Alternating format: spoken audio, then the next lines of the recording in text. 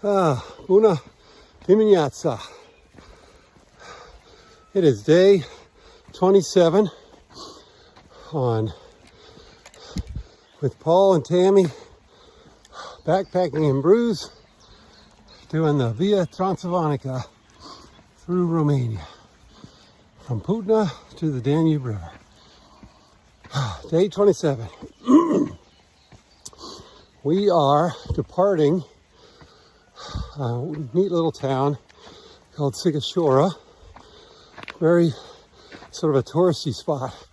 They've got a citadel with tall towers, beautiful church at the top of the hill. Everything's fortified up there.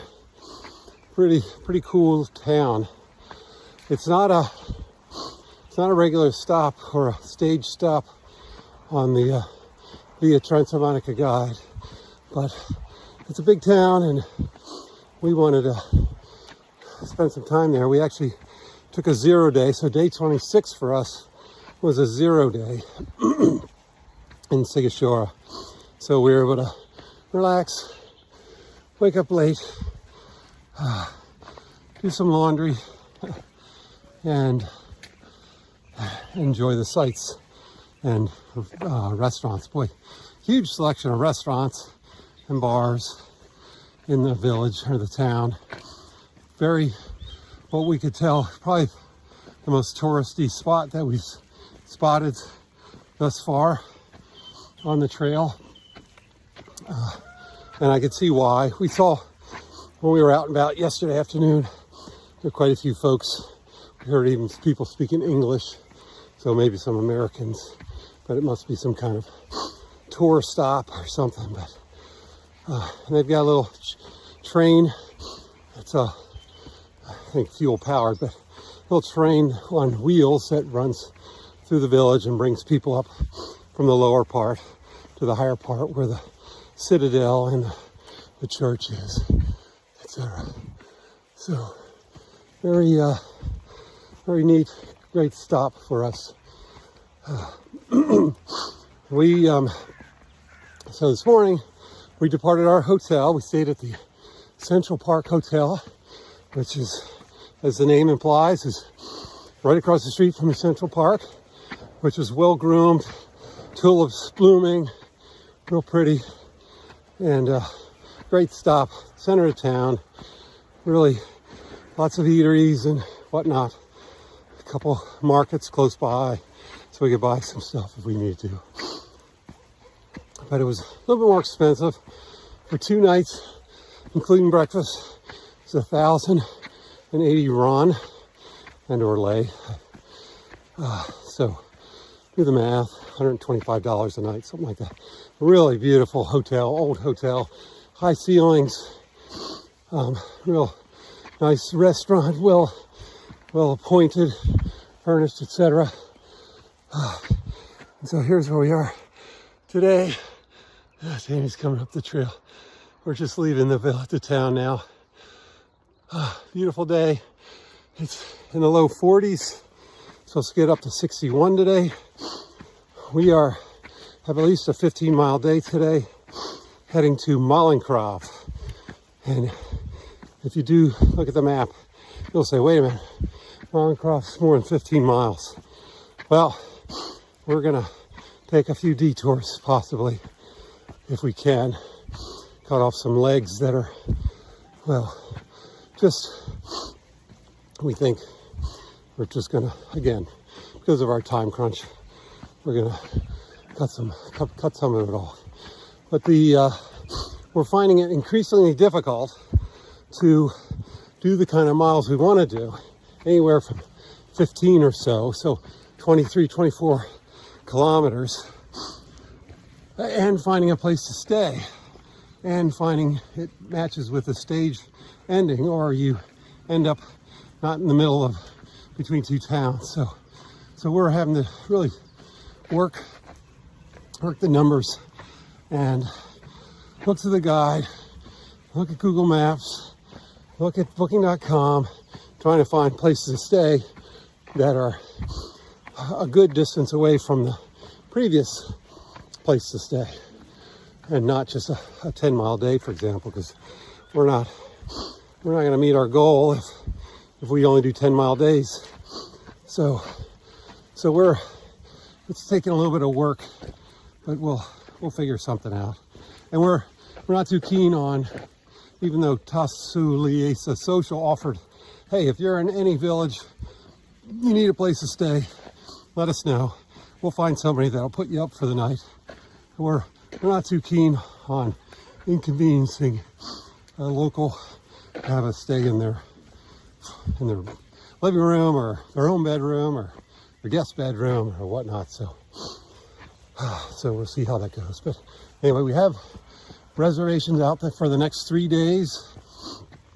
Although just this morning, one of the accommodations sent a cancellation request via Booking. We made the reservation through Booking, but they made a cancellation request. We're like, what's going on here? And this is like in Loderman, which is really a small village, and there's like only one place to stay there. So we're like, this is not good. So we'll see. I'm trying to be in comms with them, find out what's really happening. We're approaching the May Day weekend, the 1st of May, and we know that a lot of places are filling up. In one village, matter of fact, the 2 recommended accommodations were all booked up for the time that we wanted them, so we had to find another place. But anyway, we'll see how the day goes. But so far, weather looks great. It's a clear day, a little cloudy, and temperatures are good for backpacking through Romania. So this is our ascent out of Sighisoara. We had to walk through some of the suburbs on the road, which wasn't a big deal, and it wasn't too far. And now we're in the woods on a regular walking path. It looks like there are bikes on here too, but nice little foot trail in the woods, out of the sun, and nice soft dirt. Not too many stones and a little bit of roots, but a nice path to start the day. So we are on the other side, up the valley from Sighisoara, and we've heard that this is where the old growth oaks are, and this might be one of them. Something about being 800 years old or so. So pretty cool that we could be in a forest that's been around that long. Incredible they haven't cut them down yet. Use them for something, but yeah, real pretty up here. Not sure why there's if you can look off in the distance, there's a soccer pitch, some goals. But anyway, still a real pretty area. Yeah, very nice.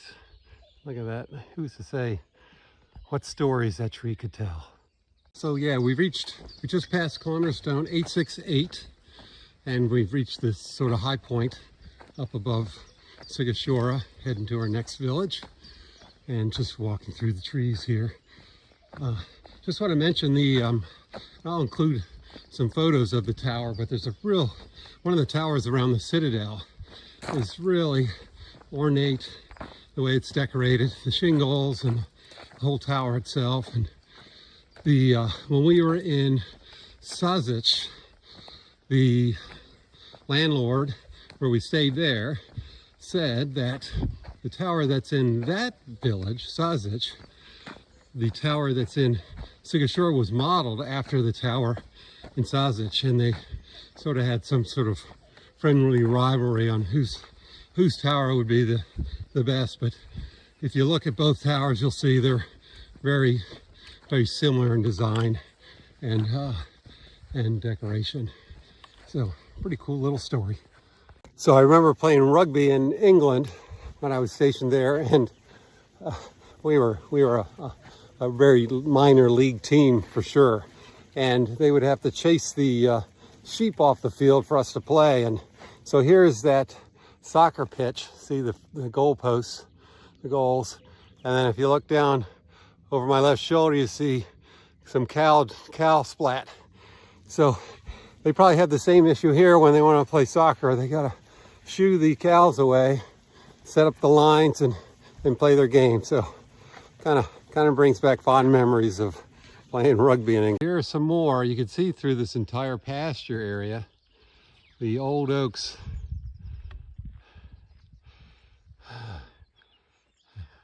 Pretty cool, boy. Yeah, they've been here for a while, and we think they're probably protected for sure. And even we were thinking the downed wood, the stuff that's on the ground, is probably protected too. Boy, what comes to mind is there's a Rush song about the trees in the forest, and there's also the Lord of the Rings, where the forests come alive and start beating up bad beings. Now there's a tree with a lot of character. Wow. Reminds me of the live oaks that are in Texas, and how they just kind of grow all gnarly. Texas, and of their live oaks elsewhere down in the southeast. But what a cool looking gnarly tree. Out all of these down timbers just goes on for at least a quarter mile. I think this is all beechwood, which is a really hard wood and generally used for firewood. Yeah, they here in Romania, boy, firewood is their key, at least up in the rural areas. Firewood is what they use to heat their homes and provide hot water in their houses. Boy, see how far it goes. Ta-da, all the way up there. Incredible. So in our trek so far, so we're looking at all this wood here, which looks like it's beech wood. We've passed numerous lumber yards, mill yards, and these beech trees don't grow quite as straight as the pines do. And we've seen where they've milled pine trees into lumber, like 2x4s, 2x6s, you name it. But nice straight long pieces of lumber used for framing or whatever. But this beechwood just doesn't grow that straight, and I think it's a lot harder to get lumber out of a beech tree than it is out of a pine tree. So I'm not exactly sure. Now the smaller pieces are probably obviously being used for firewood, but maybe the taller pieces or the longer pieces are being used for, who knows, furniture maybe, or other products. Maybe even like a veneer or something. Not quite sure, but yeah, they're just a little too crooked to make. Well, I mean, you could, but you'd lose a lot of wood if you tried to make some straight pieces of lumber any length that you needed, 8 feet length or 10, 12, etc. Who knows? But they do joinery now too with glue. They could join pieces together. Who's to say? But boy, just a huge amount of lumber has been cut down and taken from the woods, presumably nearby, but they do real selective choosing of the wood they harvest, it looks like. But so they obviously have some system that they use. Well, we did see some bear prints a little while back, less than a kilometer, and here, sure enough, is some bear scat. So we are still in bear country. Just cleared the forest where they do a whole lot of logging, and we've got this beautiful view. I think we're headed to that village here shortly. A view of the valley. Really nice. I've never heard him make that sound before. Yeah, I have. Oh. Just climbed out of the village of Cris, C-R-I-S, and straight ahead is the Cris Bethlen Castle. So they've got a church there, obviously, right there, and then they also have some sort of tower in the middle, and then a fortified wall all the way around it. So another fortified area, but they're calling this one a castle. So pretty cool. So we walked through the small village of Kris, C-R-I-S. It also had another spelling for it, K-R-E-I-S-C-H, Kreis, which might be the German or Saxon spelling, I don't know. Anyway, on our walk through, we didn't see any cafes or any little shops, stores, anything. But we did see a couple, presumably married couple, that were carrying a full bag of groceries between them. So it sounds like, yep, probably is some little shop or store in the village, which just was on a street that we didn't walk through. So a very small village, cool, tucked in the valley, and very, very isolated out here, I'm sure. But they do things. There was also looked like a place to stay, or someplace they were renovating. It had a in-ground pool. It was right along the trail. I thought, wow, this looks pretty nice.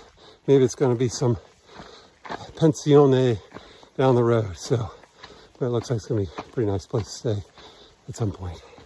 Okay, we just reached kilometer stone 282, and whoops, sorry about that. We are deviating from the Via Transilvanica. Via Transilvanica continues north and makes like a little dongle, or a sort of a peninsula up from 282, and then comes right back down toward Malancrav. Yet we found on the Via Transilvanica map and on AllTrails as well, there's this sort of mountain, I don't know if it's a lumber road or a farm road or what, but this kind of leads us more directly toward Malancrav, and we're going to take this and see if it cuts any of our time off, save some miles, and make it all the way to Malancrav today. So we hope to join back up onto the Via Transilvanica at kilometer stone 292. We'll see if that works out for us. Okay, not kilometer stone 282. Hopefully I didn't say that. 582. We just reached kilometer stone 582, and we hope to join back up at kilometer stone 592. So hopefully that's the case. 582 to 592. So we're continuing on this deviation from the Via Transilvanica through this old growth hardwood forest. Just beautiful, really a nice path that we're walking on right now. I saw some bear tracks a little while ago on the trail. They were several days old. Looked like it. They were kind of in the muddy areas, but they were kind of hardened up. But yeah, this path so far, which kind of parallels the Via Transilvanica, the via is across the valley on the mountain to our right, and we're just sort of on this trail, which pretty much follows the ridge line along this mountain, this range. And we'll see, we kind of end up a little bit, let's see, east of Malancrav, up on the hill, and we'll have to work our way down from that hill and then approach Malancrav. Like I said, join back up with the Via Transilvanica at what I think will be kilometer stone 592. But yeah, so far, really nice walk in the woods. So we just passed kilometer stone 592, which is the first Via Transilvanica kilometer stone that we've seen since we took the detour off the Via Transilvanica at 582. So it was a 10-kilometer savings from the other way, but we're not quite sure how many miles or kilometers we went going through the diversion. But I think we saved some time. We'll do the math later to see how much time and miles and or kilometers we saved. But I'm guessing maybe 6 kilometers or so. So maybe 3 or so miles. We'll see. This dog is just sitting in the middle of the road, not minding the cars that whiz by him. Really odd. Okay, it's about 2:40 in the afternoon. It's the 29th of April, and we are in the village of Malancrav, heading to our lodging for the evening. We've gone over 16 miles as far as we can tell, and did I say it's about 2:40 in the afternoon. So we made good time, had a good walk, and now we're getting ready to have that first beer for the evening.